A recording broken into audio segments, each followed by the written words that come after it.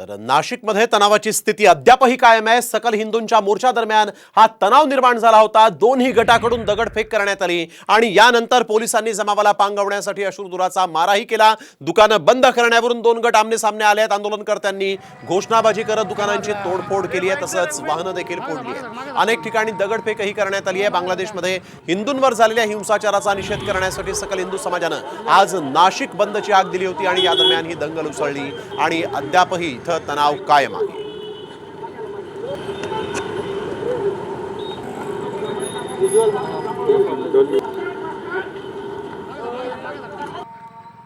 नासिक बंद का आह्वान था।